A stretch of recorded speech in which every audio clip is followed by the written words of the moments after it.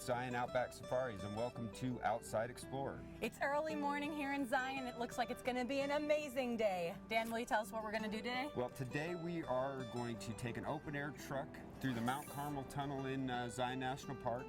We're going to then do a hike to the Zion Overlook Trail. Awesome. And get some really good views of the kind of the west side and main tunnel or the main canyon of the park. And hopefully answer any questions for you and give you a little bit of history and just have a good time. I got questions. Let's go get them answered. Okay. So we came into the park area at night and we couldn't really tell what kind of monster rocks were around us.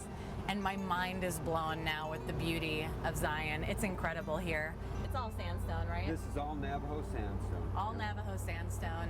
They're just huge. How high are some of these peaks? Almost 4,000 feet. It sits up 7,000 feet above sea level.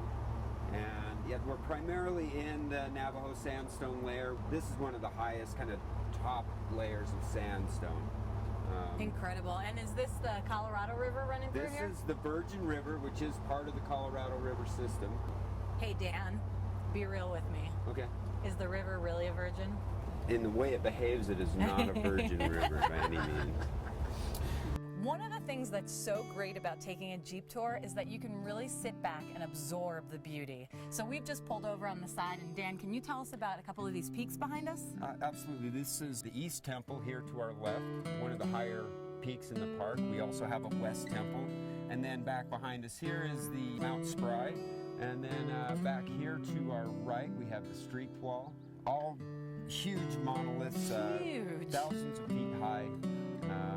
It's overwhelming standing here. They're so big. So there's this long tunnel in the middle of the park. How long was that tunnel? That was a 1.1 mile long tunnel. It was constructed in the 20s, dedicated July 4th, 1930. They built this tunnel to help get tourists in from Grand Canyon and Highway 89, which was a much better highway. We took a ride here. It was nice and relaxed. We got to see the beauty of the park, but now we're pulled over and we're going to do about an hour hike. It should be a fairly easy hike. Now we're on the east side of the park, and we're now going to do a hike to the Canyon Overlook, where we're going to get a look back over the road that we came up into, and we'll be able to see some of the really big areas and good overview of kind of the first part of the main canyon. Awesome. Behind us here we have Pine Creek Canyon, which is a technical slot canyon, very popular one in the park. Have to be done in a canyoneering style, which means from the top down, because it's got so many big drops and obstacles in the way that you couldn't hike it from the bottom up. You can kind of see the bridge. You would enter in through there, and almost immediately you would hit a multi-stage rappel where you'd have to go down about 80 feet. And then as you keep hiking down, you're going to hit drops anywhere from 10 feet to almost 100 feet long. A lot of cold swimming, dark kind of stagnant, dirty water. It's a serious adventure, requires a wetsuit typically, but a really good hike and really popular, does require a backcountry permit, and people that do it typically takes a better part of the day for them to hike the entire canyon.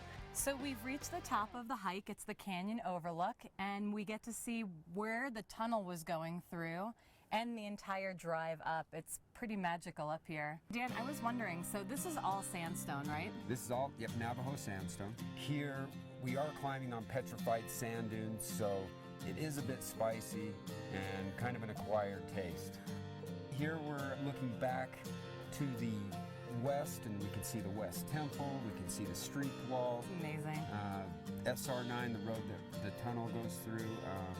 Then we're looking down onto Pine Creek, and it's saying to be up here is not uncommon to see bighorn sheep up on the hills here. And we do have coyotes and roadrunners, but I've never seen a coyote chasing a roadrunner.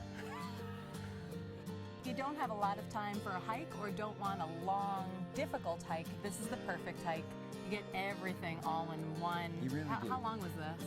Maybe 20 minutes to get up here? Yeah, exactly. I mean, and we kind of allow, for time for people to stop and take pictures and things, so we try and keep it within a certain time frame, but we're definitely a bit flexible. Perfect mini hike. So we're right off the road at a pull-off in front of Checkerboard Mesa. They've named it Checkerboard Mesa because it looks like a checkerboard. Yeah, what we see is some of the cross bedding in the sand, because these used to be loose blowing sand dunes, Makes okay? sense. And then an ocean and minerals were introduced that solidified the rock. And Dan, can you explain why this area looks so different than the rest of the park? We're in the higher part of the formations up here. The rock is a bit looser. You get a little bit of a film of sand coming off all the time. What a perfect morning. I couldn't have had a better day. If other people want to come out and take a ride with you, how can they do it? Just look us up on the internet at ZionOutbackSafaris.com, and thanks for letting us take you out. Awesome. All right, we'll see you next time on Outside Explorer. Take care.